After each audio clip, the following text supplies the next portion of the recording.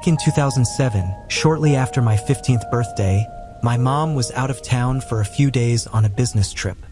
My mom and I lived alone in a small house in a neighborhood that was on the sketchy end of decent. That fact, combined with her paranoia about me being home alone longer than 4 hours, meant that I had to stay over at a friend's house while she was gone. This friend's house was across the street and over one house from my own.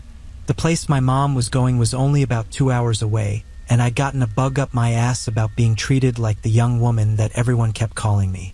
So for the week leading up to the trip, I was moaning and groaning about being old enough to take care of myself.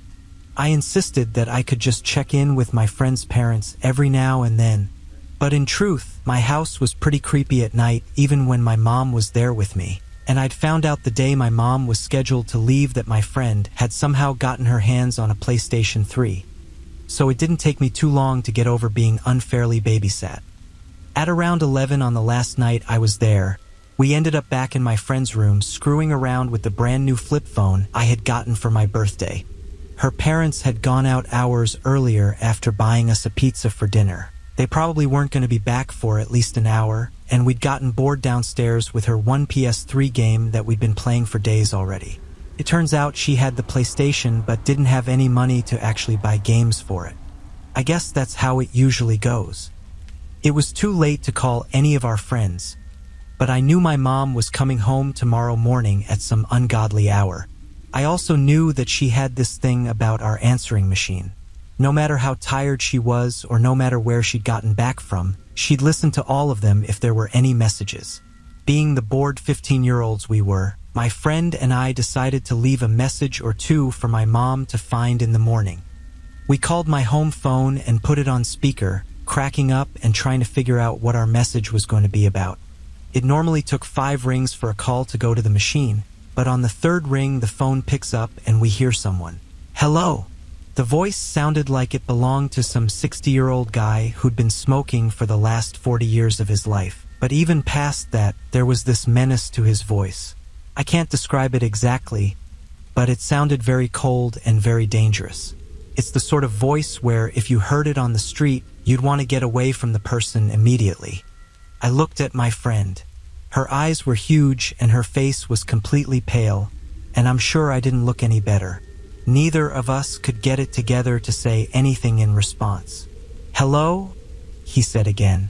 There was a pause and I tried to squeak out something along the lines of who the hell are you and why are you in my house? But then he said in a very low voice, you shouldn't have called.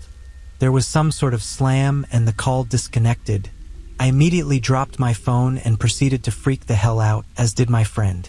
She asked me if I knew who that was and I said no. Of course, I didn't know the creepy-ass guy answering my phone at 11 at night. We checked the call log to see if we'd accidentally called the wrong number, but nope, we called the right one.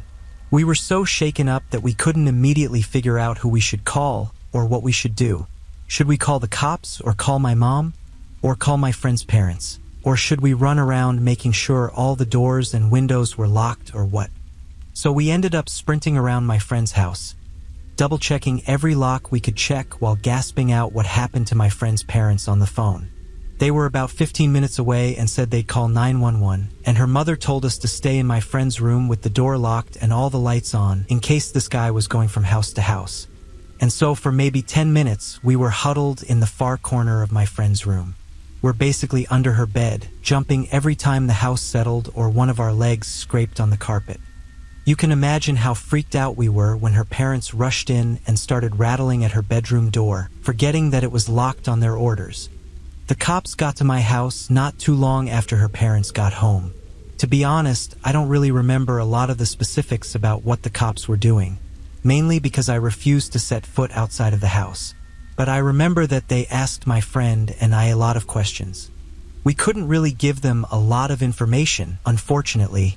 We called from my friend's room, which was in the back of her house away from where we would have been able to see my house.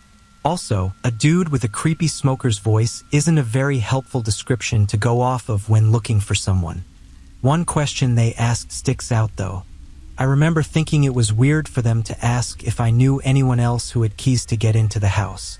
I told them only my mom and I had keys. I found out later that the reason the police asked that was because there were no signs of forced entry anywhere around the house. The front door was wide open when they got there. There wasn't really anything messed up and nothing was taken, but our wall-mounted corded phone was hanging off the hook and the phone base itself was cracked. It's like it had been smashed with something. Both my mom's room and my room also had some stuff moved around and displaced, like someone was going through our drawers. My mom got called at some point during all of this and managed to get home that night. She was very tired and very freaked out about what had happened. The cops investigated the incident but never came up with any answers. We weren't doing too well financially at that point, but we still managed to move across town within a few months of this happening. For the months between that night and the day we moved, though, I didn't sleep much and had really bad nightmares. I also flat out refused to be alone in the house even for a couple of minutes, and I started getting really obsessive about checking and double-checking the locks. The habit has stuck around since that happened. Now, I remember that there's one thing I haven't told anyone about all this. It's mostly because at the time, I thought that the whole thing might get blamed on me if I said anything. Earlier that day, I'd gone back over to my house to get a notebook of mine that I wanted to show my friend. Nothing was obviously wrong as far as I could tell. The front door was locked when I got to it, and there were no signs of any tampering with it or any weirdness by the door. There were no noises from any part of the house, but the minute I stepped inside, something just felt off. It's just really off. It was really, really quiet, and I was getting chills all up and down my spine. Having goosebumps all over, I tried to will myself to just get over it and to go back to my room and get the notebook. But I couldn't make myself take more than a few steps into the house. I was too creeped out. I locked the door and ran back across the street. When I got back to my friend's house, I felt like an idiot, of course. Was I really such a wimp that I couldn't walk through my own house when it was empty? But looking back, well, who knows? Maybe my gut was right about something just not being right. It freaks me out even thinking about what could have happened if I'd ignored it and walked further inside. I've thought back on that moment a lot too, wondering if maybe I left the door open when I left. But I swear I locked it. I distinctly remember locking the deadlock and looking over my shoulders the whole time because I had that burning, crawling feeling on the back of my neck you get when you're being watched. And after the creepy call, I checked and I had my keys in my backpack. Also, a few people have asked why the creepy dude picked up the phone. I have no idea, honestly. My mom and I have tried to figure out why the hell he would do that, but we haven't come up with a good answer in many years. Same with how he got inside in the first place without having a key and without forcing or breaking something open. My guess is that there was another way inside the house that we never knew about and that the police didn't figure out too. In any case, I never found out, and it would be really strange to go back and ask the current owners if I could randomly poke around their house. And besides that, I can't go back into that neighborhood without getting the chills, so it's probably going to remain a mystery.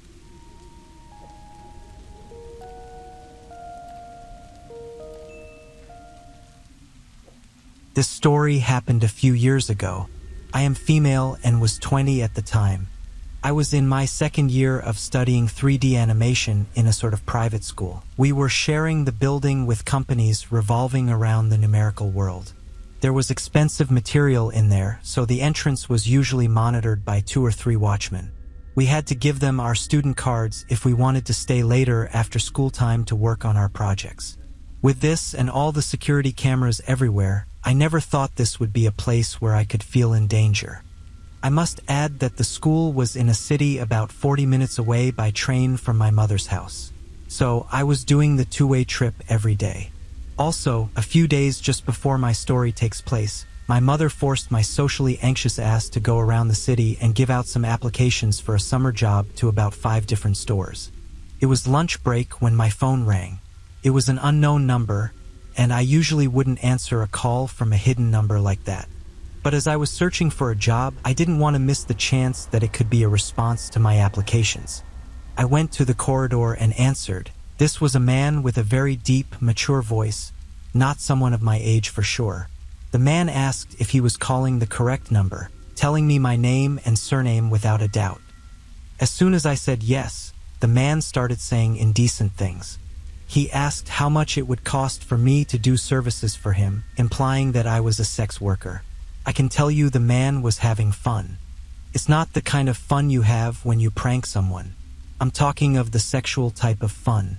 It's a little bit complicated to translate this into words, but his voice tells me he's attempting to seduce with some malice and enjoyment mixed in. The other thing I can tell is that he had a strange accent. After I recovered from being surprised, I answered him that I was not doing this sort of things and hung up without delay. I was confused and went back to my classroom, but the fact that the guy knew my name was very weird for me. I went outside of the building to smoke a cigarette and called my mother to see what was her thoughts about that. She was angry, of course, but she believed it was just a bad joke from a jerk. I floated the possibility that it could be someone from one of the stores I applied to. My mother wasn't convinced at all, but I remembered one of the guys I gave my letters. He just seemed really creepy at the time, and I was practically convinced that the caller was him already. As soon as I ended the call with my mom, the unknown number called me again. It gave me the creeps that he was calling just after I hung up from my call with Mom, but I didn't think much of it at the time. After that, the unknown number called me during class time and on my way home. On both times, I decided to ignore it.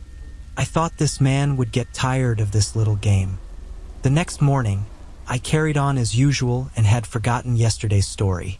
I was almost late for my train and walked fast to the train station. As I was approaching the place, I looked at my phone to see the time remaining before my train departure, and there I froze. I had 3 missed phone calls from an unknown number. I directly checked when the first call occurred. It was 3 minutes after I left home. I was frightened and looked all around me. The avenue was crowded with people going to the train station. There was no creepy man waving at me from the other side of the road or other sick stuff like that. There was nothing, and I assure you, this is really terrifying because I couldn't see the danger or assess how near it was. Could be the man next to me, or it could be the car passing by just now. Could be waiting for me at the next corner. If I was a gazelle at this moment, I would have been the one who felt the danger. I'd started to run without knowing where to go or not, and would have run right into the mouth of the lion. At least it's how I picture myself. I remember it as if it was yesterday, how I felt so helpless, so lost in the middle of this crowd. At that point, I had no doubts that the creepy caller was looking at me. I tried to keep myself together. I took my train on time, staring at all the men around me. I was there trying to guess the chances it could be this man, or maybe this man, until I finally arrived to school. I was in full paranoid mode. During the day, being with my classmates and in a very secure building made me feel better. But I still was very aware of my surroundings and tried to never be alone. There were no phone calls at all during the day. But when the time came to go back home, as I was just leaving school with a few classmates, the phone calls started again. I thought that the man was playing with me. I was already picturing myself as the victim of one of the criminal's minds, serial killer or something like that. My mother took me to the police station. As nothing had been done to me physically, there were poor chances they could do something. She might wanted me to sort of inform them in case something happens to me. Yes, it's not a very happy thought there too. Actually, sexual harassment is forbidden by law in my country. However, if I understood it correctly, the victim must have never answered the majority of the phone calls for them to be considered harassment. I did not know that, and I felt very lucky that I had decided to ignore the phone calls. I filed a claim, and the policeman told me they would demand my phone provider to give them the provider of the unknown number. After that, they will be able to identify the man, but this would take quite some time. The days passed. The weekend arrived, and my mother took me and my brothers to my grandparents in the countryside. She didn't tell me, but I think she did it to be sure that we would all be safe during these 3 days. There had been no phone calls until Monday. I got a few when I came back to school, but much less than the previous week. Finally, the phone calls stopped by Wednesday. In total, the man did this for 7 or 8 days. I can't remember precisely because of the weekend interlude. More time passed. I didn't go back to the school the next year, not because of this experience, although it certainly didn't help me feel comfortable there. 2 years passed until the policeman called us back. He wanted me to come by the police station so he could tell me what news he had. They told me the name of the man and explained to me that he wasn't following me actively. However, he was calling at times when he was alone, like when he was driving between his home and work. It happened to match perfectly with the time I was leaving home, and I was surprised when I learned why. His workplace was my school. The man was one of the watchmen of the building. Fortunately, he was not working there anymore at the time, but he was one of the people in charge of security. That meant every time I would go in and out of the building, he was looking at me. I smiled and greeted this creep. I guess what we can learn from my story is that if something like this happened to you, check the law. Laws against harassment and stalking can be very specific, and you could do something wrong without knowing. For example, you could lose patience and answer the phone to insult profusely the creep who is stalking you.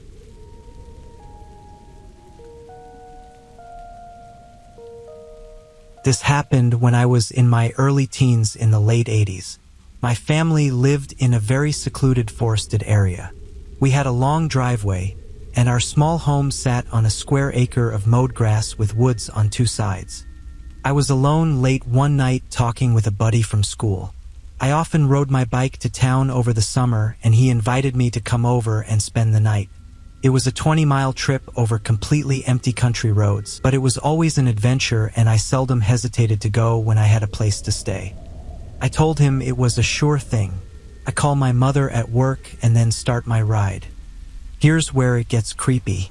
Once I hung up the phone and started getting dressed all black. I picked up the phone again to call Mom. The line was dead. This had never happened before. It was a sturdy rotary phone, and we never had problems with it. My thoughts instantly went to the small phone box at the back of the house. It was a tiny round junction with nothing but a rubber covering. Behind the cover was the exposed connection between the phone pole and our inside line. The wires were twisted together and capped, but completely vulnerable. I questioned why I would even think about that. Why would I jump to conclusions about the cause of the dead line? I was overwhelmed with a feeling of dread that didn't make sense, and I was wrestling with my thoughts. I decided to behave as though I was in real danger, but calm myself by focusing on how unlikely it was and how my imagination was probably getting the best of me. But I could not shake the feeling that I was in trouble. I finished dressing and strapped a buck knife to my hip. The old Rambo knives with the compass in the stock. It was cheap but very big. I moved quietly and planned how I would leave the house. I remember this very well. I would slide out the front door and pull it closed behind me. Locked. I would not be able to get back in. I would grab my bike from against the wall on the enclosed porch, spin around, and use my elbow to press the button of the handle on the screen door and jump down the concrete steps. I'd hop on my bike and speed down the drive. It was very dark outside, but there were bright lights in the front and rear of the house that created big pools in the yard. That's all the light I would have. I executed my maneuver just as I planned, but my elbow slipped off the button on the handle and banged into the door as it opened, and within seconds I was pumping down the gravel drive. I turned my head to the left, filling my ears with the roar of air I was cutting through, and stopped pedaling, my eyes fixed on the rear of the house. I was 100% sure someone was coming. I don't know how or why. It was only for a moment, but I didn't look away despite my own skepticism. At the last instant, I saw him. A man wearing dark clothes and a ski mask came tearing out of the lit yard around the back of the house and plunged into the deep shadow along the side, heading for the front, where I had been only seconds ago. I was invisible, wearing black from head to toe, and instead of running straight for me, he went for the porch where the commotion I just made had come from. I turned forward and leaned into the pedals. I could barely see the driveway, but I had ridden my bike down it many times at night, and I could make out the large stone gate posts before the dirt road. I almost wrecked turning the corner, but recovered and speeded away. About a mile further, I finally stopped at the intersection of a paved road. My heart was pounding in my chest and my forehead was sweaty. I stood there for a bit and got my breathing under control while I tried to digest what had just happened. My thoughts were racing. I knew damn well what I saw, but I was out of danger. All I could do was press on. My neighbors were Amish and had no phone. I wouldn't have known what to say anyway. When I got to my friend's house much later, I told him what happened and called my mother. She listened and didn't give me a hard time, but I could tell she didn't know what to think. She wouldn't be home till morning and said she'd be careful. And that was it. I had heard laughter once from the edge of the woods, and things in the yard had been moved on occasion, but no one else had these experiences, and I assumed it was backwards Amish kids fooling around. Nothing had ever really happened before. I doubt Amish kids would know how to disconnect a phone line, though. Please leave a like and subscribe to the channel for more horror stories. Thank you for watching, and see you in the next one.